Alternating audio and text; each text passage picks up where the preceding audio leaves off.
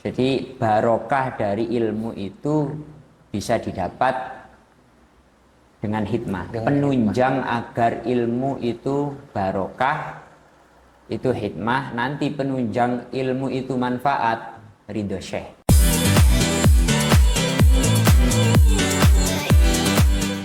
Assalamualaikum warahmatullahi wabarakatuh. Salam hangat, salam sejahtera untuk kalian semua.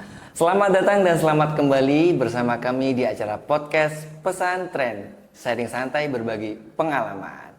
Alhamdulillah, apa kabar teman-teman di rumah? Semoga kalian semua yang ada dan menonton acara ini semoga baik-baik aja jasmaninya, hatinya baik-baik aja, dan perasaannya pun juga mudah-mudahan baik-baik aja meskipun gak punya siapa-siapa. Oke. Tapi tetap harus diingat teman-teman, meskipun kita nggak punya siapa-siapa, kita wajib yakin bahwasanya kita masih punya yang maha kuasa, yaitu Allah Subhanahu wa Ta'ala. Oke, langsung saja nih teman-teman, kembali lagi bersama saya Muhammad Idris selaku host di acara kali ini, dan tentunya saya nggak sendirian dong. Saya bersama bintang tamu yang sangat luar biasa, yang sangat spesial, yang senantiasa membuat kalian penasaran. Siapa beliau? Langsung saja kita sapa. Ayo. Assalamualaikum. Waalaikumsalam. Gimana Gus perjalanannya? Ya. Katanya dengar-dengar jauh-jauh ada acara di Langitan katanya tadi. Ya, Mas, ada acara tadi. Dari apa? Reuni. Oh, reuni di Langitan ya? Di sebelahnya Langitan. Oh, sebelahnya Langitan. Enggak di Langitannya. Jam berapa datang ke Pasuruan, Mas? Tadi jam berapa ya? Jam 4. Jam 4. Keren tuh teman-teman. Jam 4. Jam 4 datang, jam 10 langsung podcast. Masya Allah. Jam 9. Jam 9, jam 10 istiwa, Mas. Oh, istiwa. Istiwanya jam 10. Jadi gini, teman-teman, insya Allah kita seperti biasa di acara kali ini, di kesempatan kali ini kita akan mengkorek-korek biografi beliau, berbagi pengalaman, sharing santai aja. Cuman tetap Gus, kita ada tema secara besarnya. Oh, iya. Yaitu tema besarnya adalah tantangan khidmah bagi seorang santri gitu. Kenapa kita ambil judul ini? Karena terkadang kita tuh pas di pondok pesantren kan sering ada khidmah gitu kan. Nah, itu menjadi tantangan tersendiri bagi seorang santri. Mau tahu bagaimana jawabannya? Nah, langsung kita bahas tuntas bersama beliau. Kalian belum tahu ya? Saya sama pasti penasaran dong. Siapa beliau ini? Saya sampai lupa mau memperkenalkan. Beliau ini namanya Muhammad Khalil bin Ahmad Taufik. Beliau itu salah satu putra daripada ulama karismatik di kota Pasuruan, yaitu Kiai Haji Ahmad Taufik bin Akib bin Yasin. Gitu Gus. Terus. Begitu. Maka langsung saja kita masuk ke tema. Cuman sebelum kita masuk ke tema, kita akan bertanya-tanya tentang biografi beliau. Pastinya ada pengalaman-pengalaman berharga yang dapat memberikan manfaat kepada kita. Langsung saja kita tanya, Gus Khalil. Nah, saya mau tanya nih, katanya itu dulu pernah di salah satu informasi yang saya dapatkan, dulu tuh jenengan pernah menjadi presma, presiden mahasiswa di beberapa tahun yang lalu kalau nggak salah. Itu kira-kira benar apa enggak, Mas? Iya, benar. Benar. Di tahun berapa itu? 2022.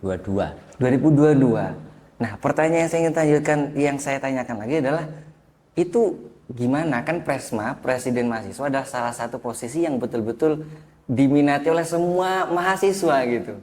Artinya kita harus punya strategi yang khusus kan supaya bisa masuk punya posisi di posisi tersebut gitu. Kira-kira apa rahasianya, Mas? Kalau rahasia ini enggak ada yang dirahasiakan sebenarnya. Enggak ada. Tapi ini berjalan sesuai kemauan saya gitu aja. Oh gitu. Sebenarnya bukan dari sayanya mau nyalon, enggak. Oh gitu. Jadi namanya saya kan memang basic santri pesantren. Jadi kalau mau jadi ketua atau jadi yang di depan kan biasanya NU kalau suruh ngimami aja monggo-monggoan dulu, nggak selesai di situ.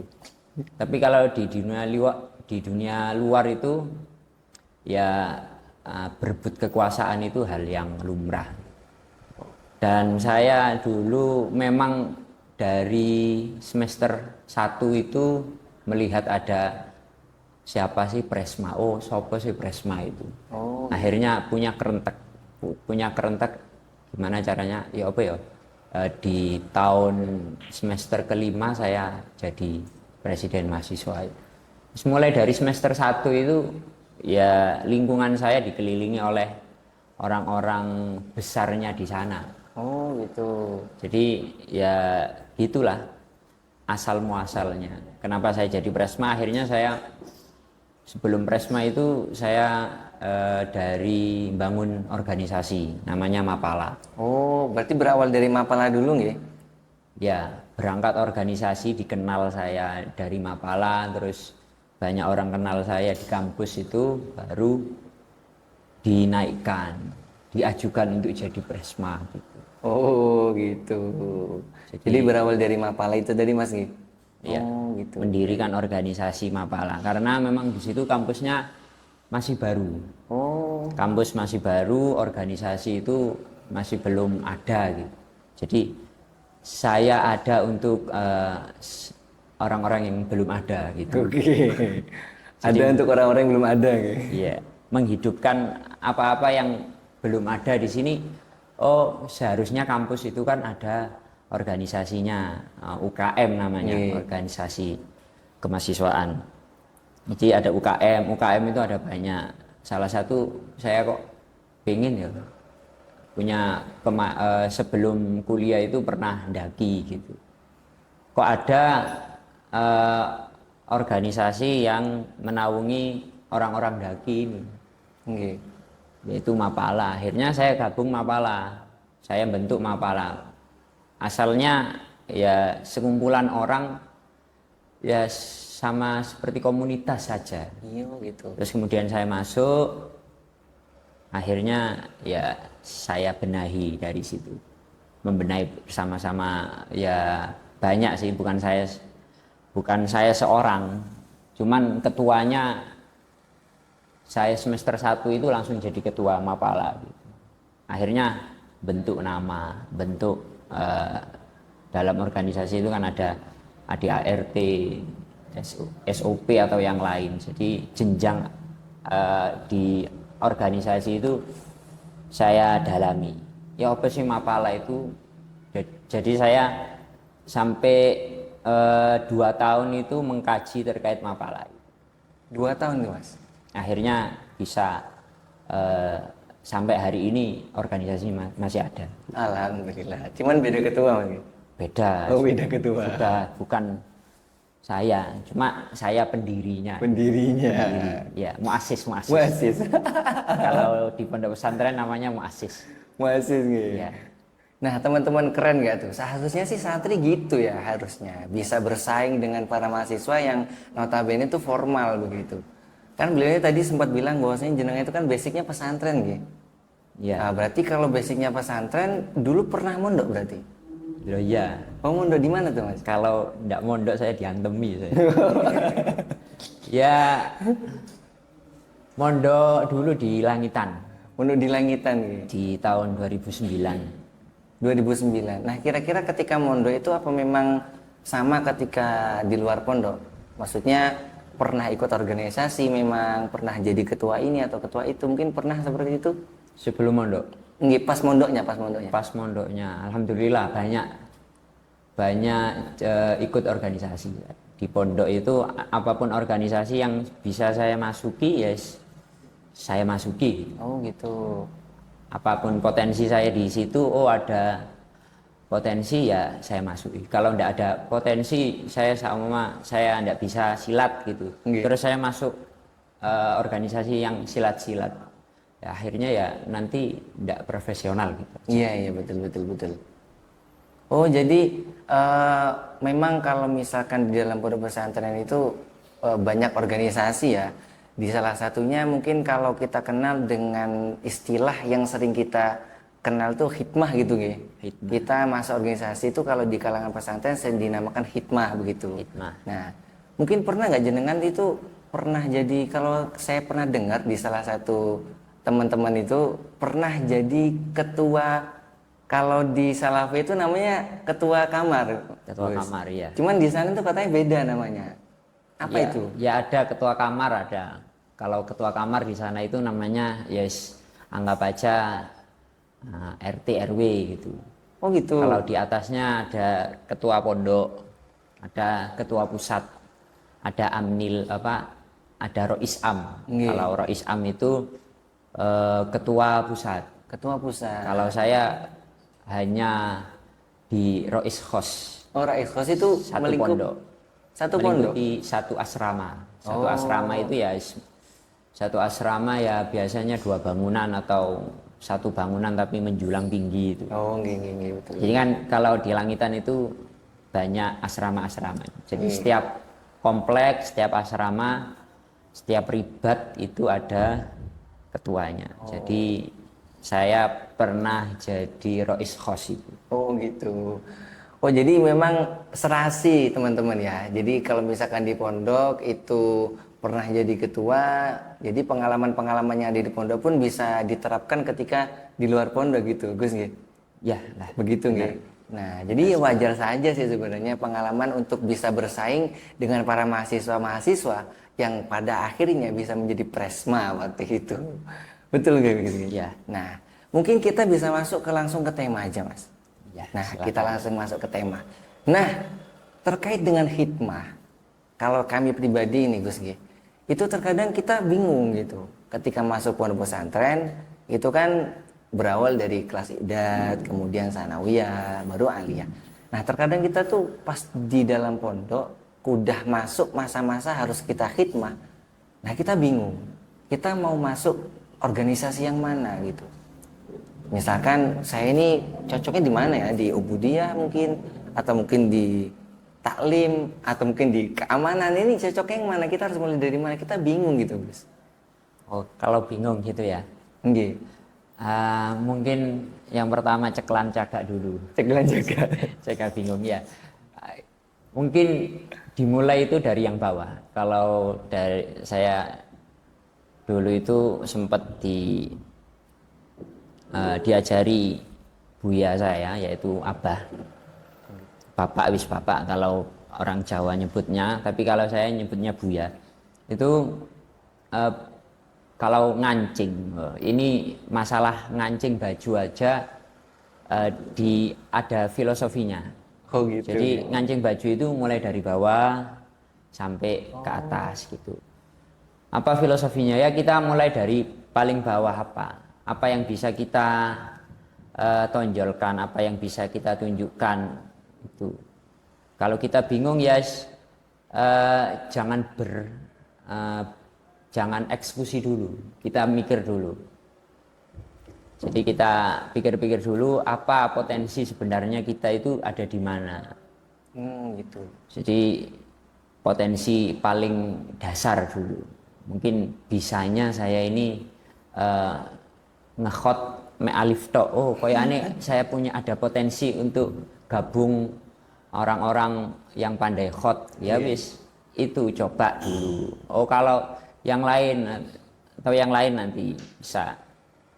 Jadi dimulai dari yang dasar dulu. Bisanya apa? Oh, potensi diri saya ini sebenarnya ada di sini. Saya bisa membantu itu pada yang ini.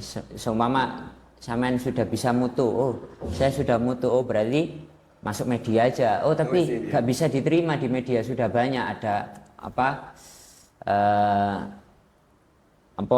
jenenge ngono iku. Ada apa? Seleksinya. Ada seleksi dulu, nggak bisa langsung ikut media, harus ada trainingnya 1 minggu atau kayak gitu. Jadi ya coba dulu apa yang bisa kita berikan ya kita lakukan. Oh gitu. Cuman kan terkadang kan ada mindsetnya anak-anak tuh dari kita sana itu pernah terbesit seperti ini.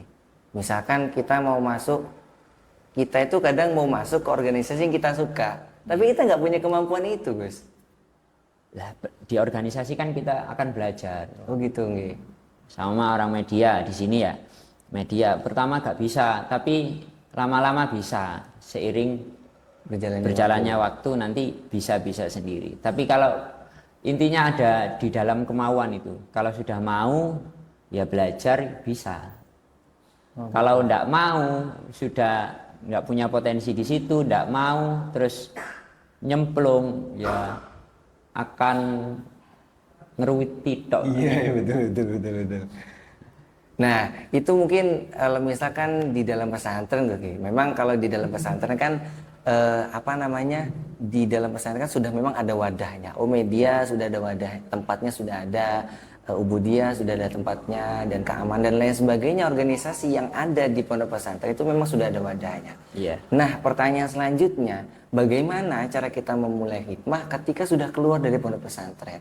Kan kita nggak punya wadah terkadang gitu. Cari wadah sendiri. Cari wadah sendiri gitu. Ya, kayak Caranya gimana, Gus? kayak saya tadi jadi pendiri, ya gitu. Pendiri apa? Cari wadah sendiri. Gak ada wadahnya.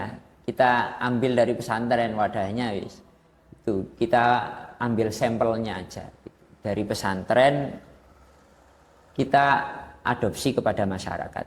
Adaptasi kepada masyarakat. Adopsi. Oh, adaptasi dulu nggih. Ya adaptasi dulu. Kalau di luar pesantren kan ya kita menemukan banyak orang, tidak kayak di pesantren. Kalau di pesantren kan memang orang-orangnya masih itu saja. Nakal ya nakal sepiro, ono keamanan masihan, ada pengurus yang mengingatkan. Tapi kalau di luar pesantren ya itu kita ikut wadahnya orang-orang juga tidak apa-apa. Oh. Kalau memang ada pengajian di situ ya ikut ngaji di situ.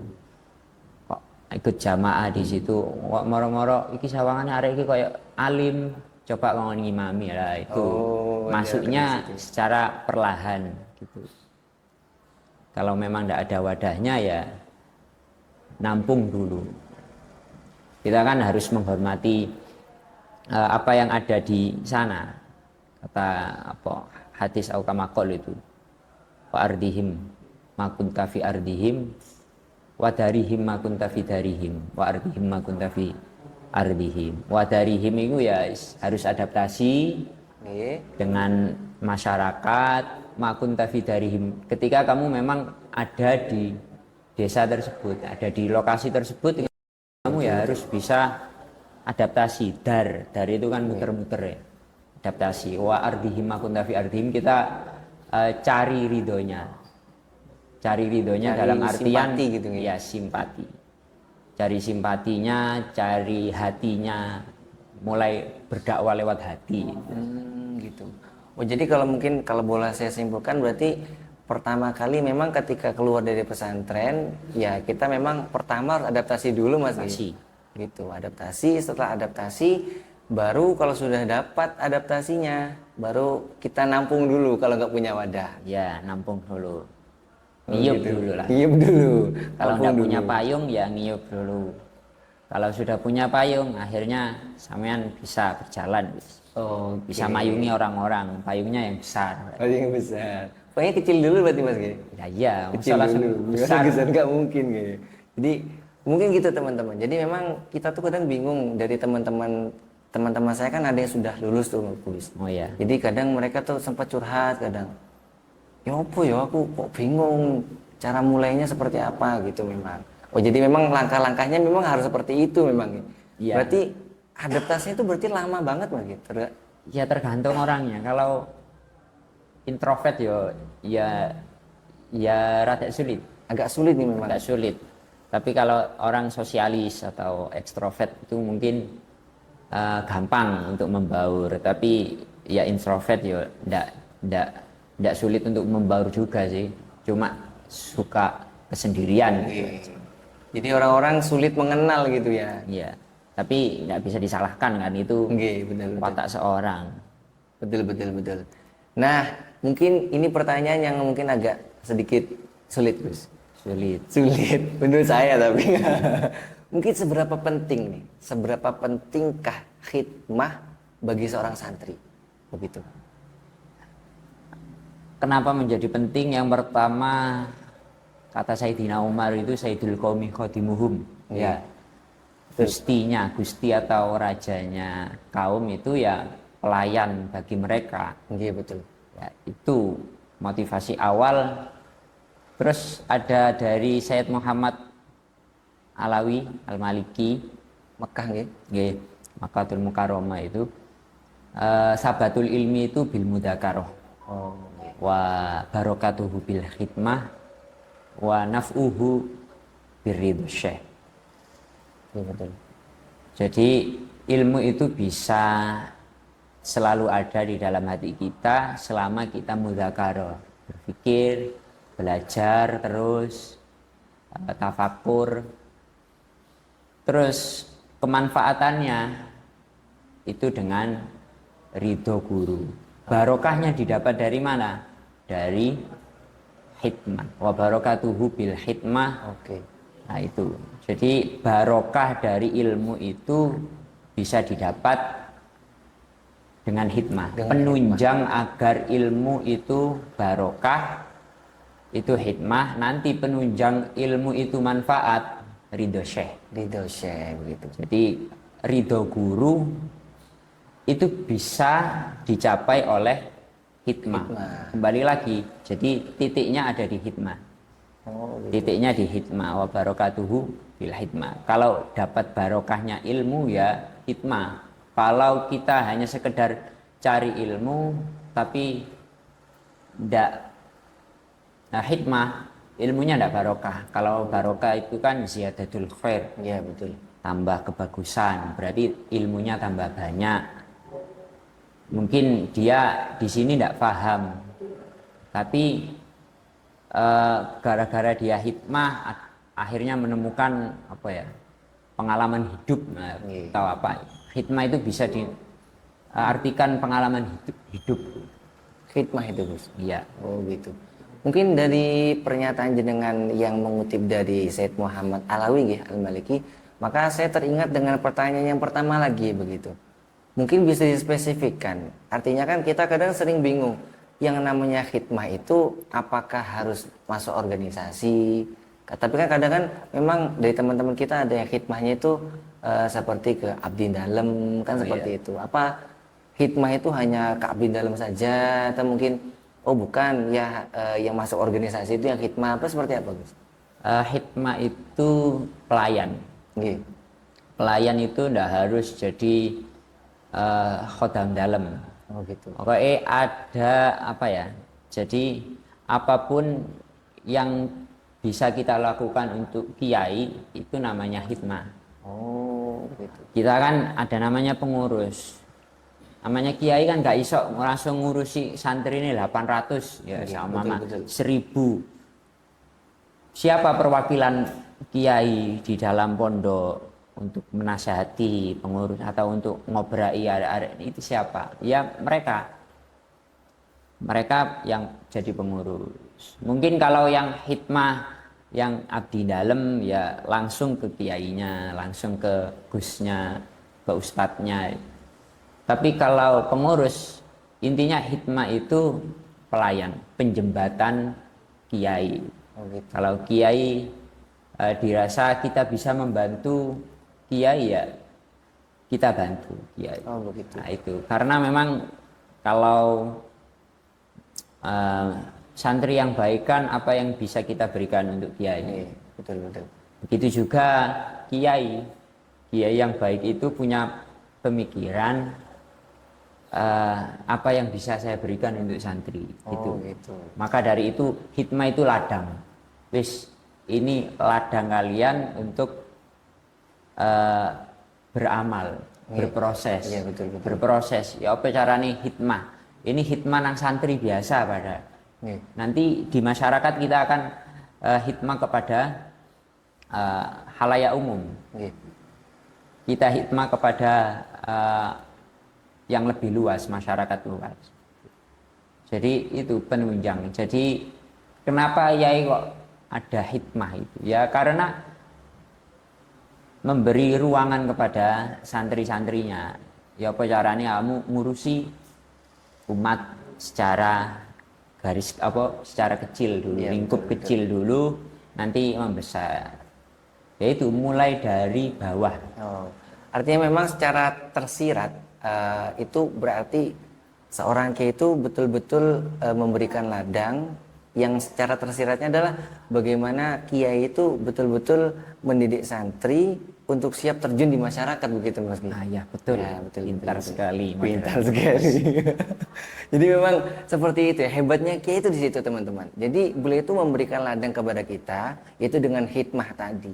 Dan sebagaimana yang diutarakan oleh beliau tadi adalah hikmah itu luas gitu. Enggak hanya yang abdi dalam itu tidak akan hikmah, enggak. Jadi apapun kebaikan yang bisa kita berikan kepada guru, entah masuk organisasi gitu Gus nggih.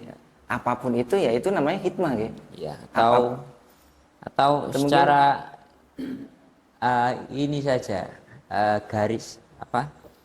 Ndendean sama amen punya tugas malikno sandali santri sama gitu. Itu juga dianggap hikmah. Hikmah kan gak kepada kiai saja, tapi hikmah juga kepada santri juga.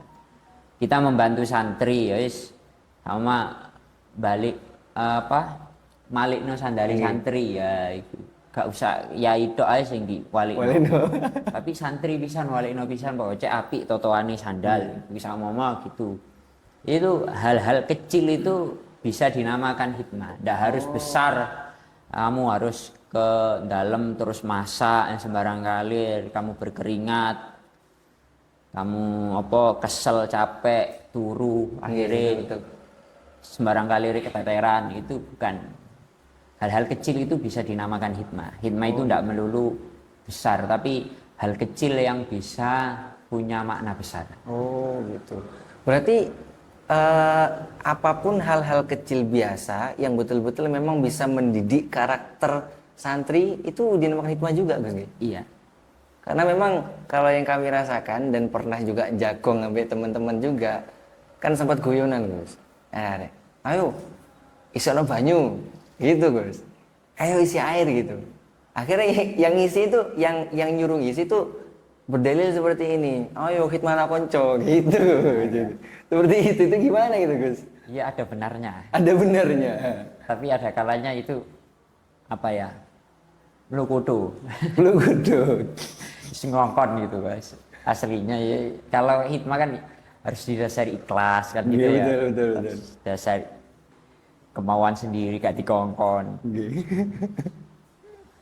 Kalau seperti itu ya mungkin ya bisa dinamakan seperti itu hikmah, ya bisa juga ajang perpeluncuran Kalau santri senior nyuruh santri yang junior untuk gini kan biasa ya itu hanya apa ya,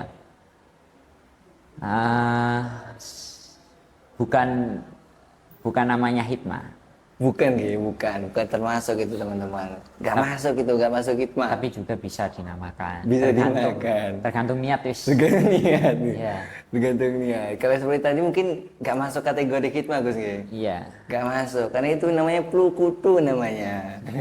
Plukutu. Jadi seperti itu teman-teman. Nah, mungkin kita bisa masuk ke pertanyaan nomor selanjutnya Gus. Nah, yang selanjutnya ini kalau kita di Salafiyah itu terkadang kan ada haul Al-Maghfurlah Ki Haji Abdul Hamid. Nah, terkadang kita itu pas waktu di mana persiapan prepare untuk mau haul itu kadang bertepatan dengan ujian gitu. Nah, kita itu kadang dilema, pilih hikmah atau naik kelas gitu. Pilih hikmah atau belajar gitu. Nah, ini mana yang harus kita dahulukan gitu? Hikmah demi mendapat ilmu yang barokah, begitu kan? Tapi terkadang pelajaran kita keteteran gitu. Atau pilih belajar aja, begitu. Tapi hikmah nanti belakangan. Gitu. Itu kira-kira gimana? Dua-duanya, Bro. Dipilih dua-duanya? Tidak bisa itu. Sulit kayaknya, Gus. Dalam logikal falasi itu ada namanya apa ya? False cause. False cause. Yaitu kekeliruan asal sebab musabab. Kekeliruan sebab musabab. Sebab musabab. Kalau mungkin dinilai hikmah itu antara hikmah sama munggah ya. Nggih, antara hikmah Antara sama munggah. hikmah sama munggah. Ini hikmah itu baik, Iya, baik. munggah juga Baik. baik. Kalau gak bisa dipilih dua-duanya ini tidak bisa. Nggih. Apakah tidak bisa? Jadi berarti itu menggantungkan. Kalau memilih hikmah berarti tidak munggah. Nggih. Itu. Kalau memilih Munggah. munggah ya gak hikmah. Nggih. Itu namanya false cause itu tadi ya. Yaitu kekeliruan dari mengartikan sebab musabab. Iya. Padahal kan tadi kita sudah bicara bahwasannya barokahnya itu dengan hikmah. Tapi sabatul ilmi itu bil mudzakarah. Nggih. Belajar, berpikir. Itu sabatul ilmi. Jadi harus tetap belajar, hikmahnya juga berjalan. Kalau memang kita tidak sanggup untuk berhikmah, ya kita belajar saja. Nggih, betul. Hikmah juga belajar itu hikmah. Hikmah apa? Ya nanti biar hikmah nang guru. Le guru kok kita ngisi soal ujian asal-asalan gurune gelo. Nggih, Apa gak iku betul. menyakiti hati guru. Nah, berarti gak hikmah kan, gak melayani guru berarti. Nggih. Gak Terus. mengestukan dawuhnya guru untuk tetap belajar.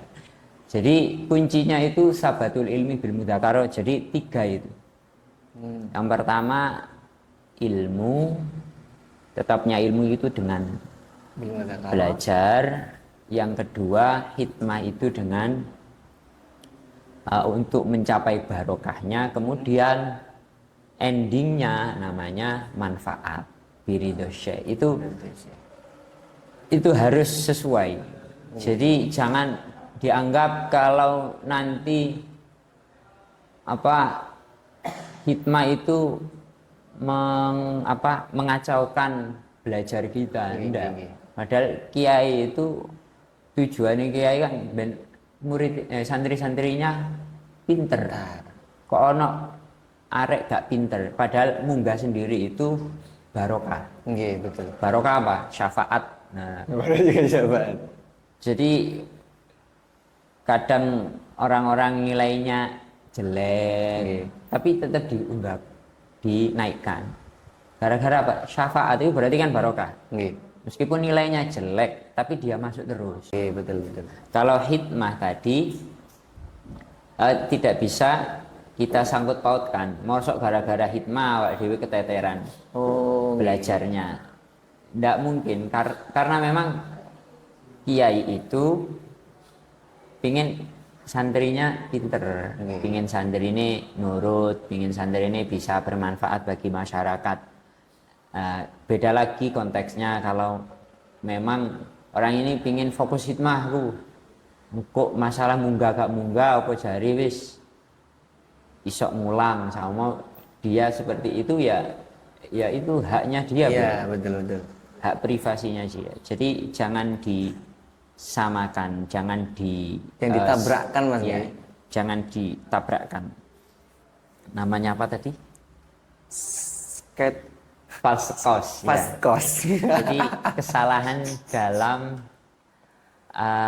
mengartikan sebab musabab. Oh, kalau saya hikmah berarti saya tidak naik kelas. Itu munggah. Kalau saya pingin munggah, saya gak hikmah. Padahal kamu munggah itu sudah hikmah. Oh gitu, betul. Bantu ya sebisanya kita bantu. Pas wayai masa-masa kita moro-moro lalaran. Betul. Itu kita kan akan menemukan barokahnya. Barokah berarti belum ditemukan. Kalau memang hikmah kok gak munggah berarti tidak barokah dia. Betul. Hikmahnya gak barokah berarti. Nah, iya. Berarti hikmahnya ada tendensi. Aku pengen gak belajar, pengen usung-usung gabah pengen usung bukan pengen hikmah berarti. TV sama iya, berarti hikmahnya ndak barokah. Yang ditanyakan berarti hikmahnya ndak barokah. Karena memang kalau hikmahnya barokah, kamu bisa naik kelas. Gitu. Dalam arti lain, pengen nggak belajar. Pengen nggak belajar, itu beda niatan ya. Jangan disamakan. Oh berarti artinya mereka-mereka yang tanya kayak gitu tuh teman-teman, artinya pertanyaannya yang salah Mas Gey. Ya, Karena antara hikmah dengan belajar itu kan aslinya pada dasarnya bisa digabungkan nih. ya. Dan Satu yang satu. satu yang satu memang. Dan artinya kalau misalkan kita flashback keterangan yang pertama bahwasanya kita belajar pun itu sudah hikmah gitu nih. Ya. Menyenangkan guru dan lain sebagainya itu kan memang hikmah gitu. Oke teman-teman, nggak kerasa memang kita ya obrolan kita sudah sangat panjang sekali. Mungkin begini, untuk mengakhiri di kesempatan yang kali ini Gus, monggo boleh jenengan berikan apa namanya sepatah dua patah kata atau mungkin penyemangat dan saran atau mungkin juga masukan buat teman-teman di rumah supaya tambah semangat hikmahnya, tambah semangat untuk belajarnya. Monggo, silakan. Kalau dalam yang sering kita dengar atau sering kita lihat itu al ilmu itu yudrok wal hikmatu la tudrok, ilmu bisa diraih tapi hikmah tidak bisa. Hikmah itu la tudrok, tidak bisa dicapai. Jadi kesempatan hikmah itu kita laksanakan, kita masuki, kita apa sih jenenge niku? Kita laksanakan, Iya, kita jadi realisasikan. kita realisasikan hikmah itu kalau memang ada kesempatan di situ, mari kita masuk di sana. Apa potensi kita di dalam sana, apa yang bisa kita tonjolkan, baik kepada masyarakat atau kepada santri atau kepada kiai, apapun kemampuan kita tunjukkan untuk membantu mereka yang memang membutuhkan, karena memang hikmah itu menjadi pelayan. Jadi kalau di pondok itu khodimul ma'had kan. Iya betul. Kalau di pondok itu khodimul ma'had, pelayannya pondok.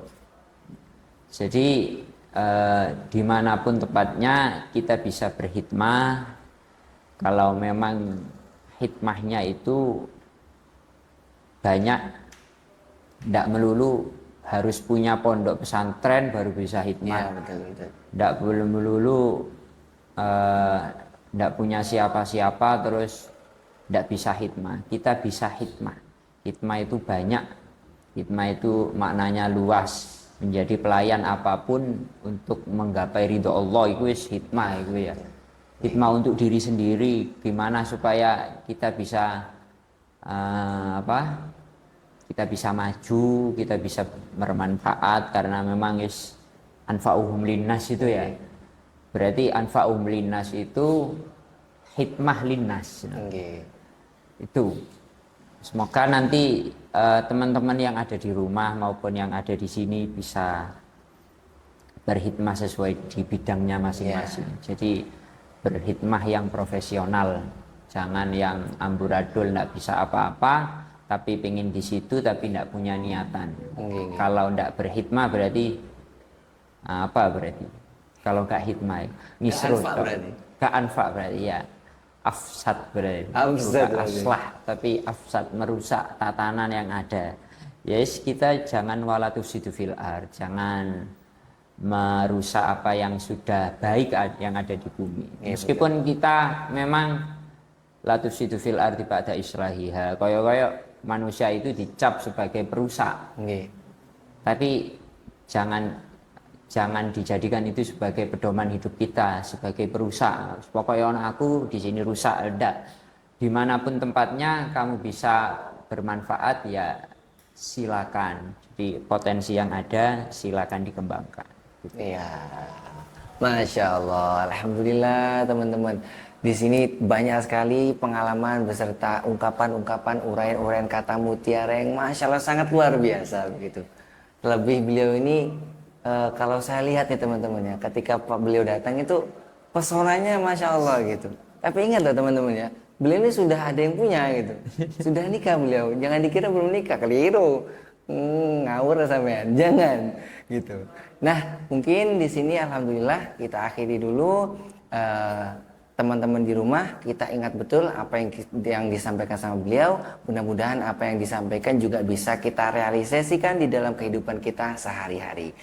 Nah, sudah sampai di penghujung acara. Kami Muhammad Idris selaku host pamit undur diri, dan jangan lupa terus dukung dan subscribe YouTube channel Media Salafiyah Kota Pasuruan, dan terus kirimkan kritik dan saran kalian melalui akun resmi media sosial di Pondok Pesantren Salafiyah yang tertera di bawah ini.